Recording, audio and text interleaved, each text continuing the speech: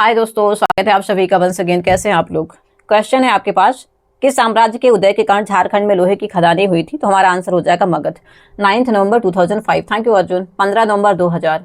इब्ने Battuta ji कह रहे हैं 15 नवंबर 2000 झारखंड और बिहार अलग अलग हुआ था। मतलब झारखंड एक स्टेट जो बना था वो बना था 15 नवंबर 2000 में। थैंक यू सो मच दोस्त। ठीक है, 15 नवंबर 2000 में झारखंड एक अलग राज्य का दर्जा मिला था। और झारखंड की अगर कोई माइन बता सके तो, किसी को याद है क्या? आयरन और माइन, एक आध दो माइन का नाम याद हो तो बता दीजिएगा अगर किसी को पता हो तो। आगे बढ़ेंगे, हमारे पास नेक्स्ट क्वेश्चन है। सारे लोग बताएंगे प्राचीन भारत के महाजनपद के टाइम पे किस पर कर लगाया जाता था, मतलब टैक्स लगाया जाता था, जिसको हम कहते थे भाग के नाम से। भाग के नाम से आपको पता है महाजनपद के टाइम पे 1/6 पार्ट लगता था tax on agriculture. On agriculture है ना, 1/6 भाग लगता था खेती पे। अब यहाँ पे बताया गया है कि भाग जिसको कहते थे हम, वो कौन सा टैक्स था? पहला पशुपालकों पर था, है ना। दूसरा ऑप्शन हमारे पास है कारीगर पर था। तीसरा कल्टीवेटर मतलब किसानों पर था। चौथा ट्रेडर पर था। हाँ झारिया कोल, बिल्कुल बिल्कुल पार्ले जी, थैंक यू। ठीक है, सो हमारा जो झारिया कोल माइन है अभी भी चल रही है भाई, अभी भी चल रही है, अच्छी खासी चल रही है। बताइए सारे के सारे लोग क्या हो जाएगा दोस्तों? Thank you so much everyone, बहुत शुक्रिया सारे लोग। Please do like share and subscribe. सारे लोग बताएंगे भाई हमारा जो पार्ट भाग जो हुआ करता था वो कौन सा टैक्स था? पहला ऑप्शन हमारे पास है पशुपालकों पर था, है ना, जिनके पास गाय भैंस बकरी था। ये इन सब में आर्टिसन पे था, कल्टीवेटर पे था या फिर ट्रेडर पे था। सारे लोग बताएंगे, सारे के सारे लोग बताएंगे। और 1/6 भाग लिया जाता था, 1/6 पार्ट लिया जाता था कल्टीवेटर्स पे, मतलब किसानों पे, खेती करने वालों पे। ठीक है, हमारा जो आंसर हो जाएगा that will be C number हो जाएगा, है ना। और देखिए खेती किसानी उस टाइम पे जब महाजनपद हुआ करता था तो मेन जो आय का सोर्स था ना वो खेती किसानी ही था, है ना। खेती किसानी ही था, आय का मेन सोर्स जो था वो खेती किसानी था। नहीं नहीं नहीं नहीं मिस्टर पार्ले जी, नहीं नहीं नहीं नहीं, हमारा जो आंसर हो जाएगा सी नंबर आंसर होगा दोस्त। Parle ji thank you. Priya madam C number answer होगा मेरे दोस्त। कल्टीवेटर पे ही, मतलब हमारे जो एग्रीकल्चर थे, किसान भाई बंधु थे, उनके ऊपर ही लगता था टैक्स। भाग 1/6 भाग लिया जाता था महाजनपद पे। बस इतना ही याद रखिएगा। ठीक, आगे बढ़ेंगे दोस्तों। Thank you so much everyone. Next question आपके पास है, सारे लोग बताएंगे भाई महाजनपद में से आपको गढ़ या फिर संघ को पहचानना है। आइडेंटिफाई द गढ़ और संघ ओलिगार्की एमंग द महाजनपद। सारे लोग बताएंगे महाजनपद था, मगध था, वज्जी था, अवंती, कौशल। प्लीज बताइएगा ओलिगार्की कहाँ चलता था? ओलिगार्की मतलब अल्पतंत्र। ओलिगार्की कहाँ पे चलता था प्लीज बताइएगा।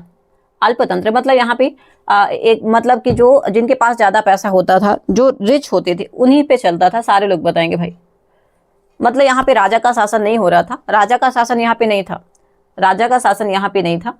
और यहाँ पे कौन सा शासन था? तो ओलिगार्की था। ओलिगार्की इट मीन्स कि जिनके पास ज्यादा पैसा था वही चला रहे थे, रूल कर रहे थे।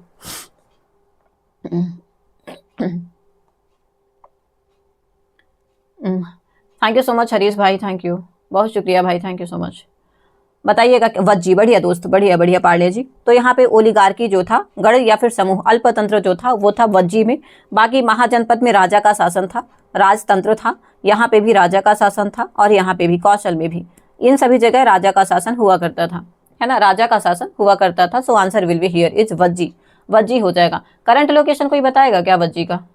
Anyone have any idea about Vajji का जो करंट लोकेशन ऑफ वज्जी? किसी को पता हो तो, मुझे नहीं पता है तो मैं इसलिए पूछ रही हूँ आप लोगों से। अगर किसी को आइडिया हो कि वज्जी जो महाजनपद है तो वज्जी जो महाजनपद था वहाँ पे ओलिगार्की चलता था, कुलीन तंत्र चलता था। और ये करंट का लोकेशन अगर कोई बता दे तो this will be really helpful for us, है ना। ठीक है, मुजफ्फरपुर, अच्छा मुजफ्फरपुर, ओके हरीश। मुजफ्फरपुर यूपी वाला मुजफ्फरपुर, क्योंकि 2 मुजफ्फरपुर हैं, बिहार का नॉर्थ। थैंक यू अर्जुन जी। ठीक है, क्योंकि एक यूपी में है मुजफ्फरपुर और एक शायद बिहार में भी है, 2 है मुजफ्फरपुर। तो ये कौन सा वाला है? ठीक है, चलिए आगे बढ़ेंगे दोस्तों। Thank you so much. Bihar north मैं ले लेती हूँ भाई, मुझे इसका आइडिया नहीं है, मैं आपको बस आपसे पूछ रही हूँ। ठीक है, बिहार नॉर्थ वज्जी महाजनपद। ठीक है, ओके बिहार वाला, ठीक है। Handy blogs thank you so much, ठीक है, ओके। चलिए आगे बढ़ेंगे, हमारे पास नेक्स्ट क्वेश्चन। माहिष्मती जो नगर था वो किस नदी के किनारे है? On the banks of which of the following river was ancient Mahishmati situated? Mahishmati, है ना। अब ये माहिष्मती वो वाला माहिष्मती नहीं है जो मूवी बनी है बाहुबली, है ना। My goodness. तो बताइएगा माहिष्मती किस नदी के किनारे बसा हुआ था, कि वही वाला है, बताइएगा। पहला ऑप्शन हमारे पास है, पहला ऑप्शन हमारे पास है सरयू रिवर है, सोन रिवर है, नर्मदा, गोदावरी। वो पुराना वाला नहीं है, ये हमारा जो रहेगा अवंती महाजनपद की कैपिटल थी, अवंती महाजनपद की कैपिटल थी, अवंती महाजनपद की ये क्या थी, कैपिटल थी।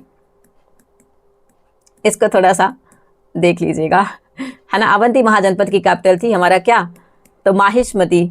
और माहिष्मती का हमारा कौन सा हो जाएगा, तो नर्मदा रिवर हो जाएगा, नर्मदा रिवर हो जाएगा। करंट का लोकेशन अगर मैं बताऊं इसका, तो मांडू के जो जिले सॉरी खरगोन के आसपास, खरगोन एक जिला है एमपी में, वहां का आसपास का इलाका है ये, ठीक है।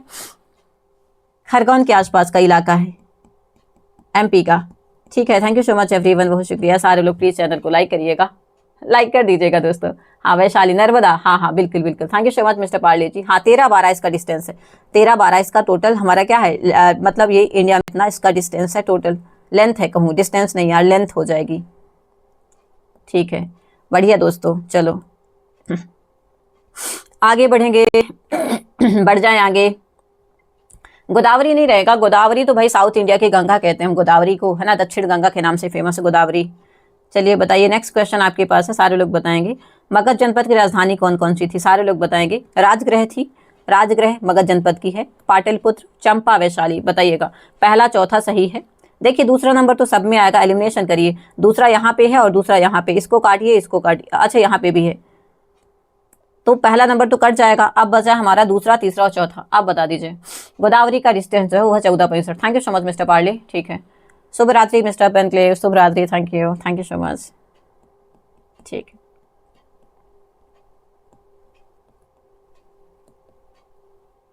गोदावरी का जो डिस्टेंस है वो है 1465 किलोमीटर।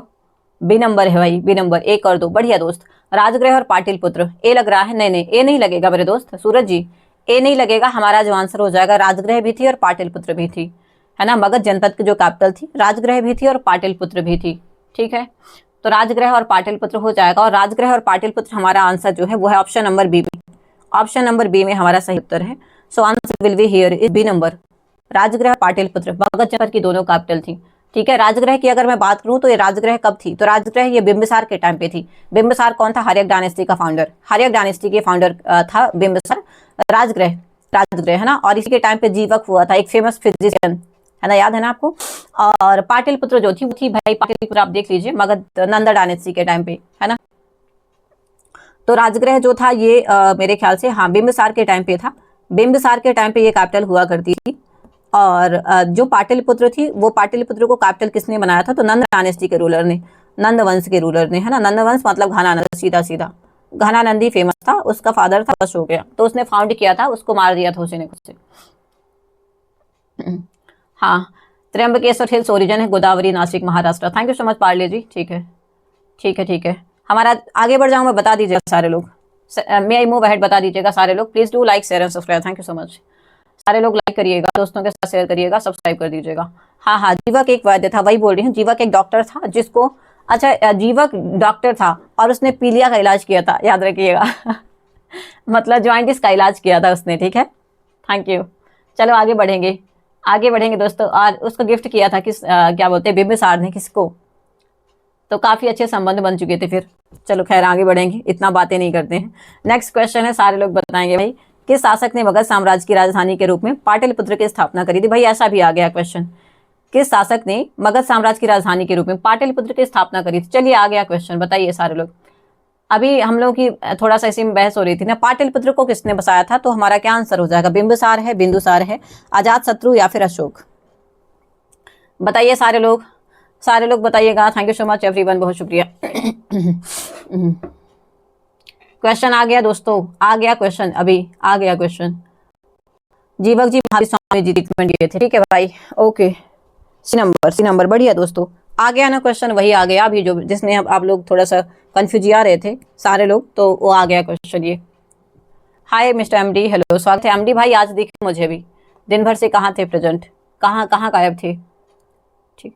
और अजात शत्रु का बेटा था उदयन, याद रखिएगा, अजात शत्रु का बेटा था ये उदयन, सॉरी उदयन जो था अजात शत्रु का बेटा था, ये फादर था अजात शत्रु, ठीक है। अजात शत्रु ने ही पाटलिपुत्र की स्थापना करी थी, याद रखिएगा सारे लोग, सारे के सारे लोग याद रखेंगे भाई, अजात शत्रु ने स्थापना करी थी, ठीक है। और अगर और यहाँ पे पाटलिपुत्र की स्थापना उसने कर दी थी, लेकिन जो काम वाम करने का था ना मेरे ख्याल से, हाँ, अगर अगर अजातशत्रु और उदयन में आए ऑप्शन, अगर अजातशत्रु और उदयन में आए तो फिर तब जाना है आपको उदयन के पास, क्योंकि उदयन ने सिर्फ पाटलिपुत्र की स्थापना करी थी, इसके अलावा उसने कोई काम नहीं किया था, है ना। तो अगर अजातशत्रु भी आए और उदयन भी आए, दोनों फादर और सन दोनों आए, तो फिर सन के साथ जाइएगा, उदयन के साथ जाइएगा, है ना।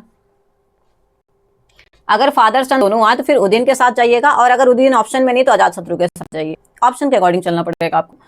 हाँ, ऑप्शन में उदयन नहीं है, हाँ हाँ बिल्कुल बिल्कुल, वरना सही होता। हाँ बिल्कुल सही है पार्ले जी, आ गया क्वेश्चन, ठीक है ठीक है, thank you so much everyone. Ma'am थोड़ा बिजी था, ठीक है ठीक है। एमडी भाई ज़्यादा बिजी मत रहा करो, पढ़ाई पे ज़्यादा फोकस किया करो, हर जल्दी जल्दी काम निपटाया करो, बाकी जो भी नेसेसरी काम होते हैं डेली रूटीन के या फिर बाहर के काम जल्दी जल्दी निपटा लिया करो।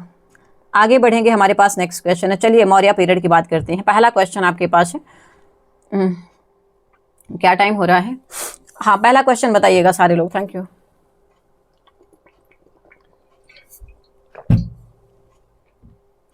तो ये हमारे अभी तक क्वेश्चन थे भाई महाजनपद से रिलेटेड। अब हम चलेंगे मौर्य डायनेस्टी की तरफ, मौर्य डायनेस्टी की तरफ हम चलेंगे अब। बताइए सारे लोग, ठीक है। हाँ, आज आपने क्या क्या पढ़ा सुबह से? एमडी भाई मैंने सुबह से मैथ्स करी थी, उसके बाद फिर इंग्लिश पढ़ाई थी, फिर उसके बाद अभी जीके पढ़ा रही हूँ, थैंक यू। अभी अभी मैं रीजनिंग की तरफ बिल्कुल ध्यान नहीं दे रही हूँ, रीजनिंग साइड में रखा हुआ है, लास्ट में कर लूँगी मैं। सारे लोग बताएंगे भाई कौन सा पहला उपमहाद्वीपीय साम्राज्य था? कुषाण एम्पायर था, मौर्य, सातवाहन या फिर गुप्ता? यार मौर्य डायनेस्टी हो जाएगा, सुनिए Parle ji, answer will be here is Maurya dynasty. Maurya dynasty हो जाएगा, क्योंकि मौर्य डायनेस्टी की अगर हम बात करें ना तो ये क्या बोलते हैं, अफगानिस्तान तक फैला हुआ था, याद रखिएगा, अफगानिस्तान तक फैला हुआ था मौर्य डायनेस्टी।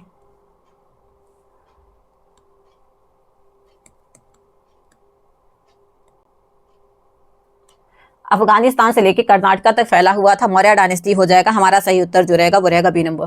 बी नंबर हमारा सही उत्तर हो जाएगा दोस्तों, बी नंबर हमारा सही उत्तर हो जाएगा। चंद्रगुप्त मौर्य फाउंडर थे, आपको याद रहना चाहिए, है ना। और ये चंद्रगुप्त मौर्य ने धनानंद को पराजित किया था। धनानंद कौन था? नंद डायनेस्टी का राजा था, नंद डायनेस्टी का लास्ट रूलर था, ठीक है। और हमारा जो आंसर हो जाएगा समझ नहीं, ठीक है कोई बात नहीं। पहला हमारा जो था क्वेश्चन है ये कि कौन सा पहला हमारा जो ऐसा कौन सा डायनेस्टी था जो कि उपमहाद्वीप में फैला हुआ था? सब कॉन्टिनेंटल एम्पायर था, अफगानिस्तान से लेके कर्नाटका, साउथ अफ्रीका में, सॉरी साउथ अफ्रीका बोल रही हूँ, साउथ इंडिया, कर्नाटका तक फैला हुआ था। तो अफगानिस्तान से कर्नाटका तक फैला हुआ था पूरा मौर्य एम्पायर। आगे बढ़ेंगे, नेक्स्ट क्वेश्चन बताइएगा, मौर्य डायनेस्टी का फाउंडर कौन था? यार इसका क्वेश्चन बड़ा इजी है, और ये बताना है आपको कब कब इन्होंने फाउंड किया था। तो इन्होंने, हाँ इन्होंने क्या हुआ, मौर्य वंश का जो संस्थापक कौन था? Who was the founder of Maurya dynasty? Answer is here is answer Chandragupta Maurya, है ना, चंद्रगुप्त मौर्य हो जाएंगे, ठीक है, चंद्रगुप्त मौर्य हो जाएंगे, बिल्कुल। राव भाई थैंक यू, ठीक है, मिस्टर राव थैंक यू, पाले जी थैंक यू सो मच। हाँ बिल्कुल, हमारा जो आंसर रहेगा that will B D number. D number हमारा सही उत्तर हो जाएगा, चंद्रगुप्त मौर्य, है ना, चंद्रगुप्त मौर्य हो जाएगा। और चंद्रगुप्त मौर्य की बात करिए अगर, तो देखिए यहाँ पे पाटलिपुत्र था, पाटलिपुत्र, मगध डायनेस्टी, पाटलिपुत्र यहाँ पे कैपिटल थी, है ना। और इसके अलावा और क्या है, तो भाई ये बताइएगा, ये बताइएगा पाटलिपुत्र के बारे में कौन वर्णन करता है? पहला ऑप्शन आपके पास है वेनसोंग ने बताया है पाटलिपुत्र के बारे में, मेगास्थनीज ने बताया अपनी किताब इंडिका में, और तीसरा आपके पास है क्या बोलते हैं, इब्ने बतूता ने बताया है। बताइए प्लीज, पाटलिपुत्र के बारे में किसने अपनी किताब में बताया है? वेनसोंग ने बताया है, क्या बोलते हैं, मेगास्थनीज ने बताया है, और इब्ने बतूता ने, या फिर चौथा नन ऑफ द अबव? सारे लोग बताएंगे। Thank you so much everyone, बहुत शुक्रिया, please do like share and subscribe. Megasthenes, thank you so much MD भाई। और मेगास्थनीज की किताब का नाम है इंडिका, इंडिका किताब का नाम है। और इंडिका के हिसाब से समाज जो है, उस टाइम का जो समाज था कितने पार्ट में डिवाइड था, कितने भागों में था? मेगास्थनीज की किताब है इंडिका। और मेगास्थनीज ने उस टाइम के जो इंडियन सोसाइटी था वो कितने पार्ट में बांटा था, कितने पार्ट में बांटा था भारतीय सोसाइटी को? भारतीय सोसाइटी को मतलब भारत का जो सोसाइटी था उसको कितने पार्ट में बांटा था? आपको बताना है 4 पार्ट में, 7 पार्ट में, 8 में, या फिर 10 में?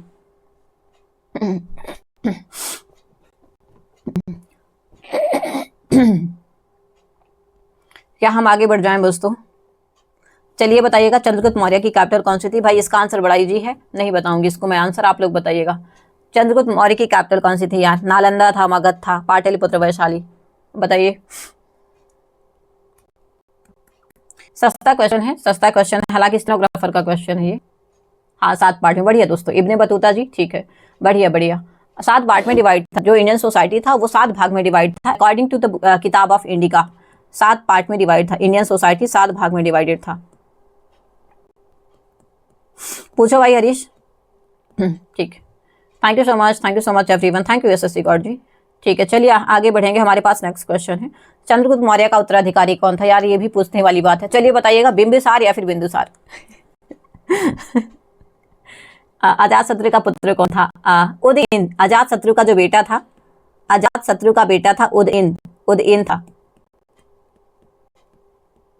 उदयन था अजात शत्रु का बेटा। और अजात शत्रु का बेटा था उदयन, और अजात शत्रु का फादर कौन था? तो ये हो जाएगा बिंबिसार, बिंबिसार। हर्यक डायनेस्टी याद रखिएगा, हर्यक, हर्यक। और अगर बात करें यहाँ पे चंद्रगुप्त मौर्य, चंद्रगुप्त मौर्य का जो बेटा था वो बिंदु, बिंदी लगाया हुआ था, मतलब ये जो बिंदी होती है, बिंदुसार, है ना? तो ऐसे थोड़ा सा कोरिलेट करिएगा, चीजों को याद रहेगा। हाँ ठीक है। 16 महाजनपद का उल्लेख कौन से ग्रंथ में मिलता है? बहुत सारे ग्रंथ है भाई, हरीश भाई, क्वेश्चन आएंगे तो अभी क्वेश्चन आएंगे, धीरे धीरे रुको। 16 महाजनपद के बारे में बहुत सारा चीज है यार, बहुत सारे मिलता है, जैसे अभी इंडिका ही एक बता दिया आपने किताब, है ना, इंडिका बता दिया, उस टाइम के जो थे वो मिलता है, पता चलता है। ठीक है, चलो आगे बढ़ेंगे तो बिंदुसार हो जाएगा, बी नंबर हमारा, बिंदुसार इज द राइट उत्तर हियर। ठीक है, चलिए आगे बढ़ेंगे दोस्तों, thank you so much everyone, please do like share and subscribe. ठीक है, आगे बढ़ जाऊं मैं। और चंद्रगुप्त मौर्य की अगर बात करें तो लास्ट में जैन धर्म को एक्सेप्ट कर लिया था, याद रखिएगा। और कहाँ गए थे? श्रवणबेलगोला, कर्नाटका में गए थे, श्रवणबेलगोला गए थे, है ना, कर्नाटका में। इसको थोड़ा सा याद रखिएगा, कर्नाटका, क्योंकि उस टाइम पे क्या हुआ था, उस टाइम पे क्या बोलते हैं, पाटलिपुत्र में अकाल पड़ गया था, फेमाइन आ गया था, खाने पीने को नहीं था, तो इस वजह से श्रवणबेलगोला ये चले गए थे। ठीक है, और बीच रास्ते में इन्होंने संलेखना पद्धति से, मतलब भूख के कारण इनका डेथ हो गया था, ऐसा कुछ कहा जाता है। हालांकि राजा थे तो भूख तो नहीं रहा होगा, लेकिन ठीक है जो भी है। हाँ, अंगुत्तर निकाय में मिलता है, thank you so much Parle ji. Anguttara Nikaya, हाँ कह सकते हैं, अंगुत्तर निकाय कह सकते हैं, कह सकते हैं। ठीक है, एईडीओ का फॉर्म डाले हो मिस्टर जनतंत्र, हेलो स्वागत है आपका। एईडीओ का फॉर्म अभी तो नहीं डाला है क्या? अभी वैकेंसी चल रही है मिस्टर जनतंत्र? नहीं, नहीं डाला है मैंने एईडीओ का फॉर्म, पता ही नहीं चला मुझे। भगवती सूत्र में मिलता है मुझे जहां तक पता है। अच्छा ठीक है, ठीक है, ओके ठीक है भाई। अंगुत्तर निकाय में भी पता चलता है, भगवती सूत्र हो सकता है, क्योंकि जैन धर्म का ये टेक्स्ट है, सूत्र जहां भी आएगा जैन धर्म का टेक्स्ट रहेगा, याद रखिएगा। सूत्र कल्प सूत्र है, भगवती सूत्र है। Thank you so much mister Ibn Battuta, thank you so much.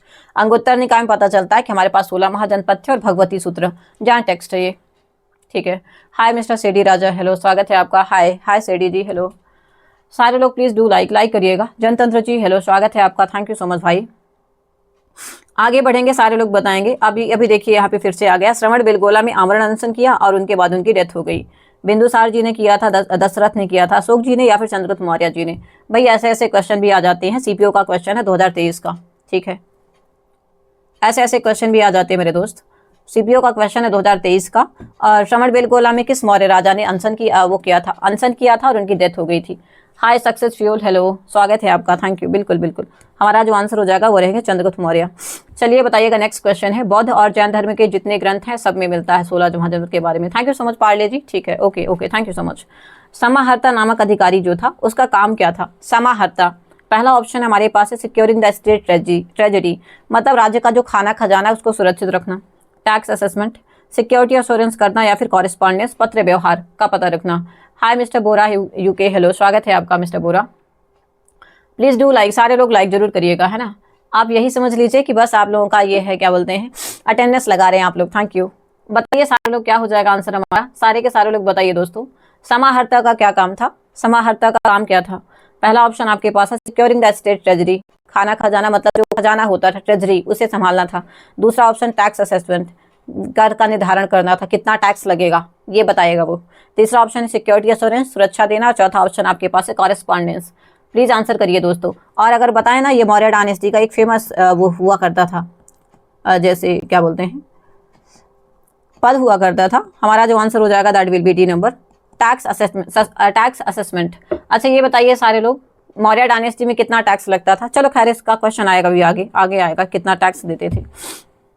नहीं जनतंत्र जी, नहीं नहीं, मेरा ऑफलाइन क्लास नहीं चलता है नहीं चलता है, अभी बस ऑनलाइन कर रही हूँ और मैं पढ़ा भी रही हूँ और पढ़ भी रही हूँ। Thank you ma'am. आपको डेली अटेंडेंस या दिन भर में क्या बताना करके वो कहाँ बताना है भाई? अरे किसी भी कमेंट में बता देना। ए इज राइट, थैंक यू। नहीं नहीं नहीं, मिस्टर SSC गॉड, हाय विकास जी, हेलो, स्वागत है आपका मिस्टर विकास। हेलो हेलो, मैं अच्छी हूँ, आप बताएं। सिक्योरिंग द स्टेट ट्रेजरी नहीं रहेगा SSC गॉड भाई, हमारा जो आंसर हो जाएगा टैक्स असेसमेंट। समाहर्ता का जो काम था वो काम था कि भाई टैक्स असेसमेंट था, टैक्स वसूलना था। मिस्टर राव मैं कहाँ से? मैं MP से हूँ, MP से, मध्य प्रदेश से। थैंक यू, ठीक है। अच्छा आज के टाइम पे समाहर्ता SDM होता है, समाहर्ता। ओके ठीक है ठीक है, थैंक यू। चलो आगे बढ़ेंगे, हमारे पास नेक्स्ट क्वेश्चन है, सारे लोग बताएंगे। कहाँ पे पाया गया है मौर्य शीर्ष स्तंभ? मौर्य स्तंभ जो कि शीर्ष सिंह स्तंभ के नाम से जाना जाता है। The Maurya pillar capital found at in which place is known as the lion capital. बताइएगा, भबरू है, बैराट है, सांची, सारनाथ। मौर्य स्तंभ, स्तंभ जो हमारा है भाई, हमारा जो स्तंभ है मौर्य स्तंभ या फिर कहूँ कि शीर्ष स्तंभ, सिंह स्तंभ जिसे कहते हैं, वो कहाँ पे पाया गया? सांची भाई कह रहे हैं, पार्ले जी सांची कह रहे हैं, MP में। Thank you so much mister जनतंत्र, थैंक यू। सारे लोग बताइए प्लीज। नहीं नहीं, सारनाथ हो जाएगा, सारनाथ का अशोक स्तंभ, सारनाथ का अशोक स्तंभ है ना, अशोक स्तंभ की ही बात हो रही है। अशोक स्तंभ को ही हम शीर्ष स्तंभ कहते हैं और सारनाथ हो जाएगा मेरे दोस्त। हमारा जो एक नेशनल सिंबल भी है, नेशनल सिंबल भी है भाई, नेशनल सिंबल भी है मेरे दोस्त। Thank you so much everyone. और अगर बताएं यहाँ पे तो ये धर्म चक्र प्रवर्तन का भी माना जाता है। धर्म चक्र प्रवर्तन इट मीन्स की बौद्ध धर्म का पहला उपदेश, फर्स्ट सार्मन ऑफ बुद्धा, है ना। धर्म चक्र प्रवर्तन मतलब पहला उपदेश जो दिया था, उपदेश का भी ये वो है। ठीक, आगे बढ़ेंगे। हाँ वाराणसी के पास, बिल्कुल पार्ले जी, ठीक है। Sanchi, sorry I am so sorry, मैं भी सांची लगा रही हूँ यार दिमाग से पैदल। सारनाथ हो जाएगा हमारा सही उत्तर, D नंबर हमारा सही उत्तर हो जाएगा, Sarnath is the right answer here. नहीं टिंकू जी, मैं रीजनिंग नहीं पढ़ाती हूँ, मैं सिर्फ इंग्लिश और GK पढ़ा रही हूँ। थैंक यू, आगे बढ़ेंगे। नेक्स्ट क्वेश्चन है, सारे लोग बताइए। चंद्रगुप्त मौर्य के टाइम पे यूनानी राजदूत था मेगास्थनीज, इसको किसने भेजा था? Who sent the Greek ambassador Megasthenes to the court of Chandragupta Maurya? Seleucus ने भेजा था, टॉलमी ने, डायनोसिस ने, या फिर सिकंदर ने? हाँ, turning the wheel of law, बिल्कुल बिल्कुल mister shady Raja, thank you. Delhi में पॉल्यूशन बहुत ज़्यादा है, क्या कर सकते हैं सुमित जी, आप तो मेजरिंग टेप से नाप रहे हैं oh my God. कुछ नहीं कर सकते हैं भाई सारे तो बताइए सारे लोग क्या हो जाएगा आंसर, सारे के सारे लोग बताएंगे भाई। चंद्रगुप्त मौर्य के टाइम पे मेगास्थनीज आया था, इसकी किताब थी इंडिका। इसने भारत का जो सोसाइटी था, इंडियन सोसाइटी 7 पार्ट में बांट दिया था, है ना। अब मुझे बताइए, 7 पार्ट में बांट दिया था, 7 पार्ट में, है ना।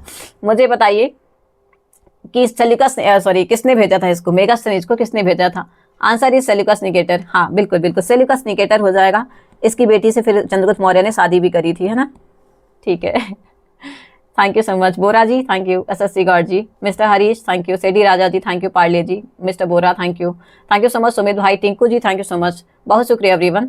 ठीक है, आगे बढ़ेंगे, हमारे पास नेक्स्ट क्वेश्चन है, सारे लोग बताइएगा। कौन पहला मौर्य शासक था जिसने शिलालेख के माध्यम से लोगों को अपना संदेश फैलाने का प्रयास किया?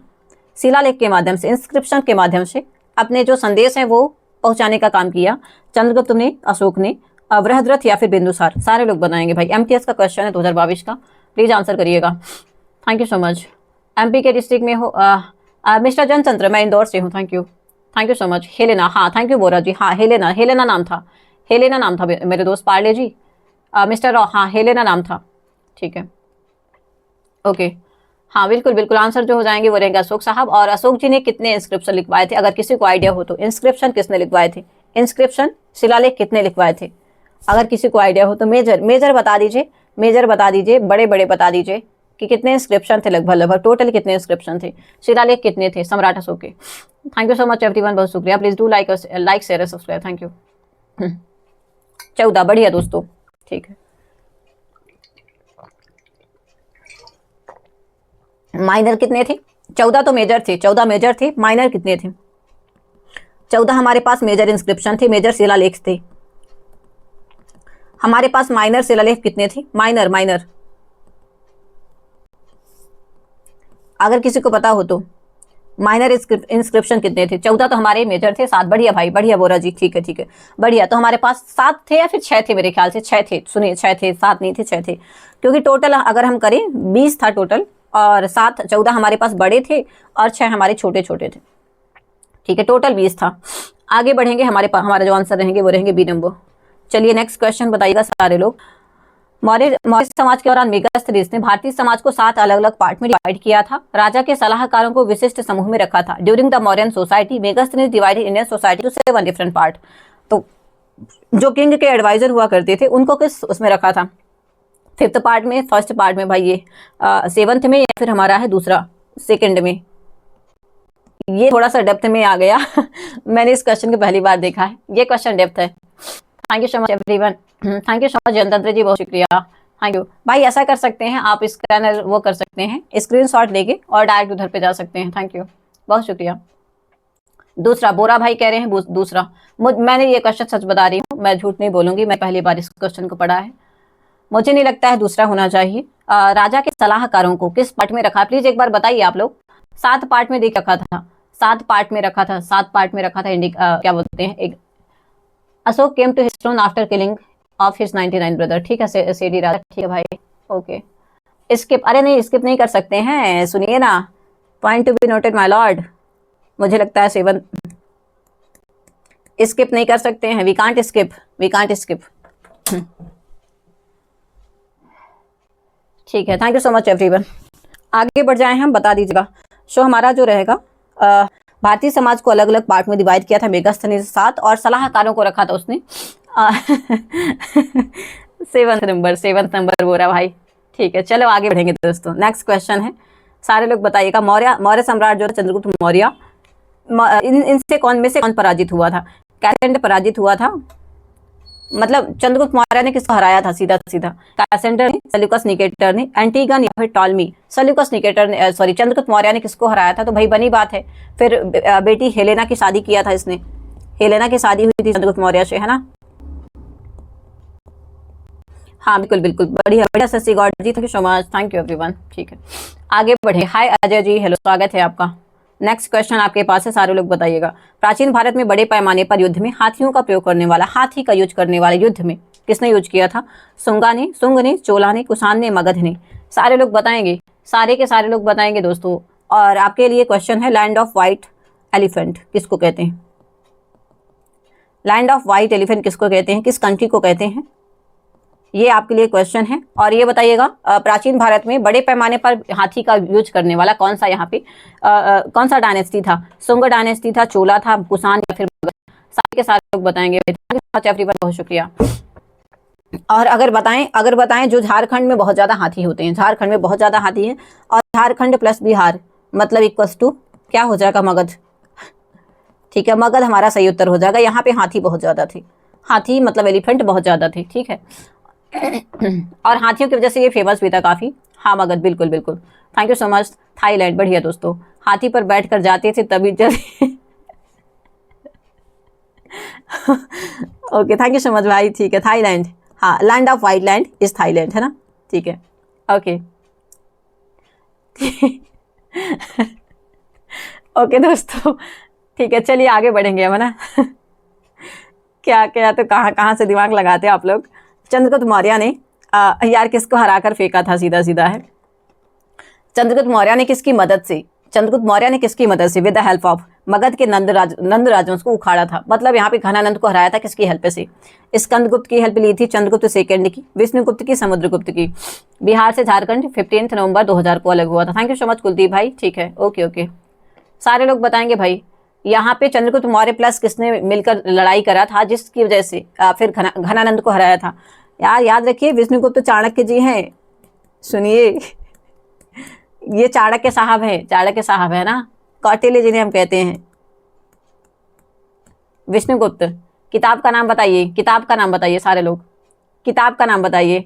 हाय कुलदीप जी, मैं बढ़िया, आप बताएं। Thank you so much for coming here. हाँ, विष्णुगुप्त, चाणक्य और कौटिल्य, बढ़िया बढ़िया। ये विष्णुगुप्त वो गुप्ता डायनेस्टी के रूलर नहीं है, ये चाणक्य जी है, प्रधानमंत्री हैं। हाँ, प्रधानमंत्री हैं, ये पीएम है। अर्थशास्त्र, बढ़िया दोस्त, बढ़िया। इनकी किताब का नाम था अर्थशास्त्र, है ना? अर्थशास्त्र इनकी बुक का नाम है। ठीक है, चलिए आगे बढ़ेंगे, हमारे पास नेक्स्ट क्वेश्चन है, सारे लोग बताएंगे। मेगास्थनीज की पुस्तक इंडिका में भारतीय समाज को, यार फिर से वही क्वेश्चन आ गया दोबारा से।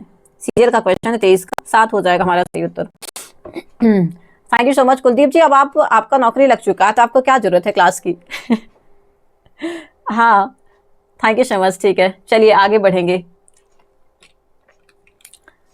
Thank you so much Bora ji, बहुत शुक्रिया। Thank you so much SSC god Sedi Raja ji, thank you Harish. ठीक है, चलिए ठीक है, आगे बढ़ेंगे। हमारे पास नेक्स्ट क्वेश्चन है, सारे लोग बताएंगे भाई।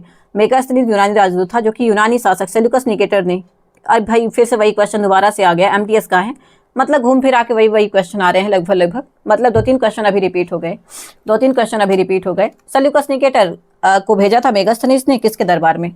अशोक था, अशोक के दरबार में, चंद्रगुप्त मौर्य के, बिंदुसार के, पुष्यमित्र शुंगा के, है ना, तो डेफिनेटली चंद्रगुप्त मौर्य हो जाएगा, बी नंबर हो जाएगा।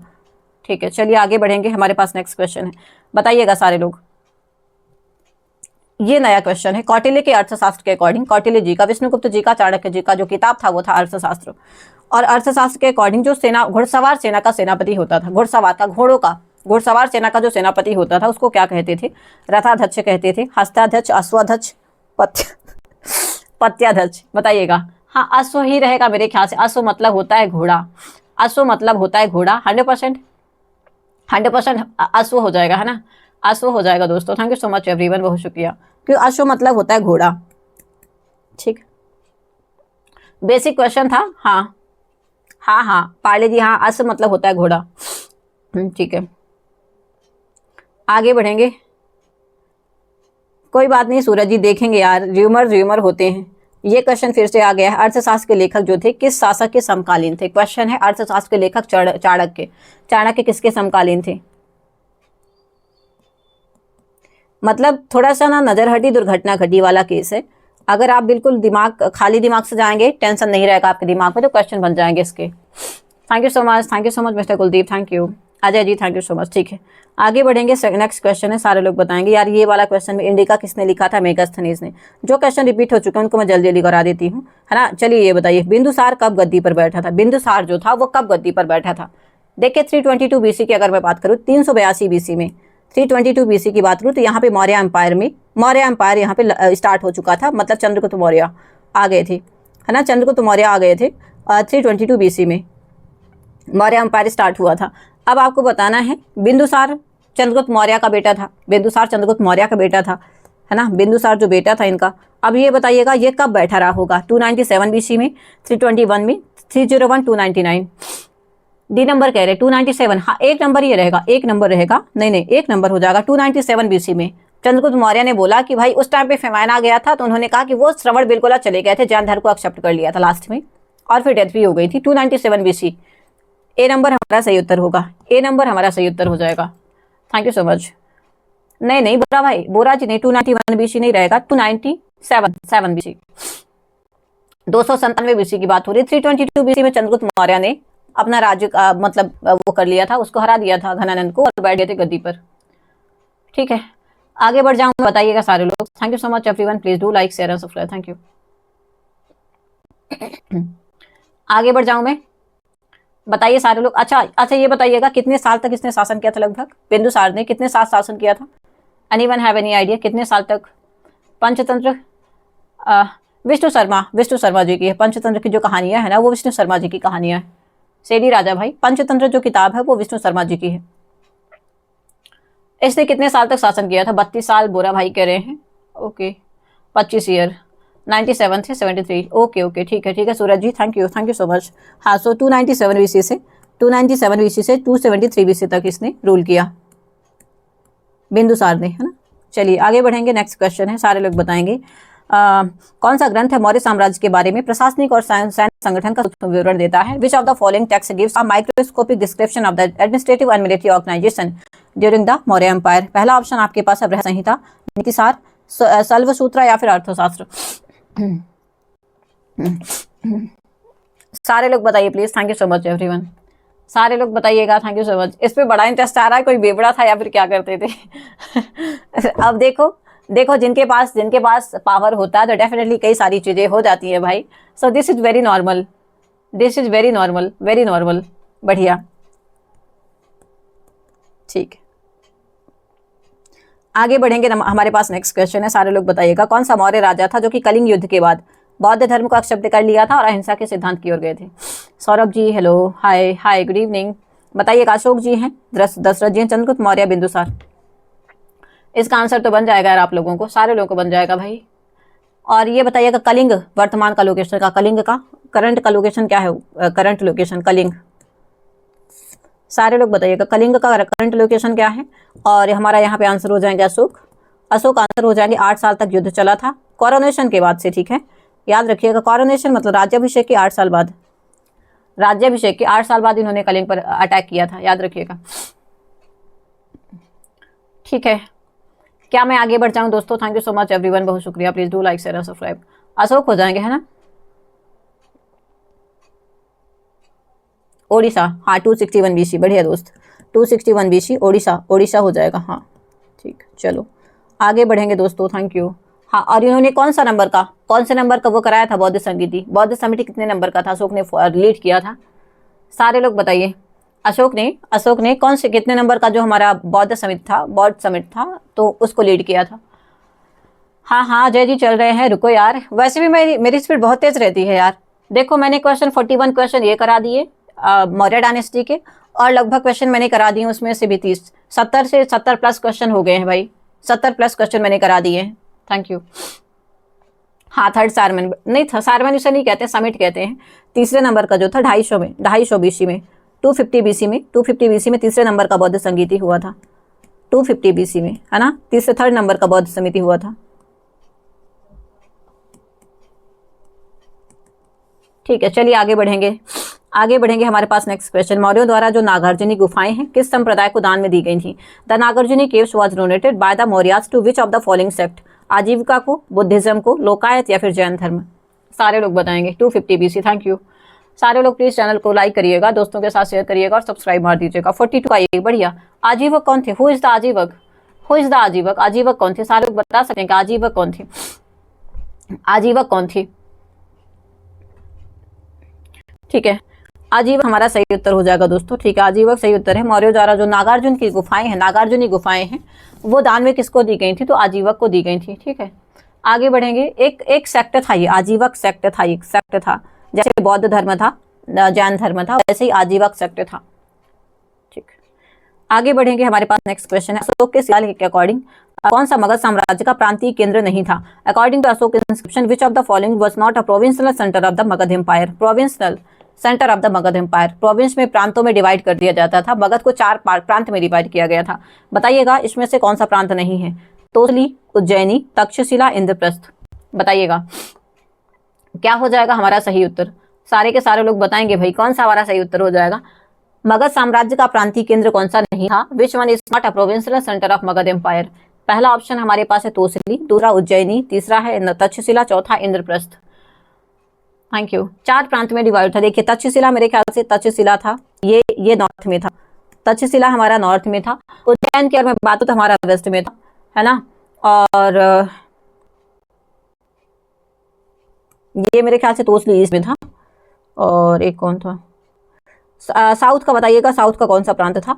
और ये मेरे ख्याल इंद्रप्रस्थ नहीं होगा, इंद्रप्रस्थ नहीं होगा मेरे ख्याल से, क्योंकि इंद्रप्रस्थ जो कहते हैं 5वां स्वर्णगिरी था।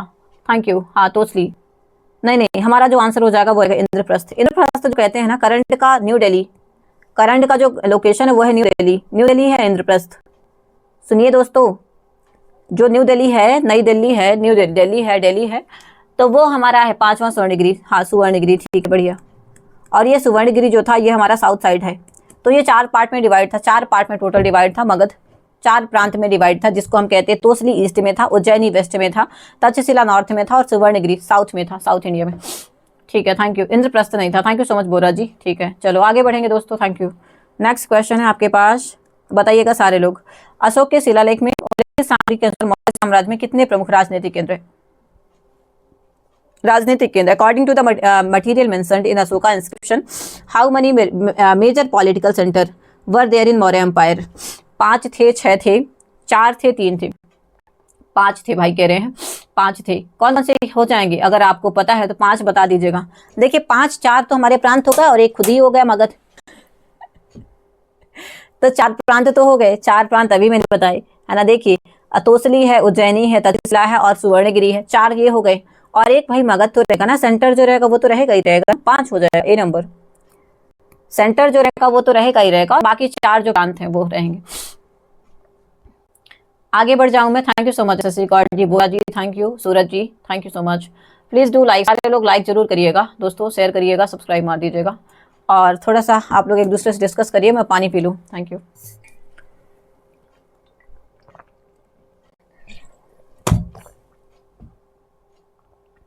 आगे बढ़ जाएं दोस्तों, बताइए सारे लोग। Thank you so much everyone, बहुत शुक्रिया। Please do like share and subscribe. Thank you.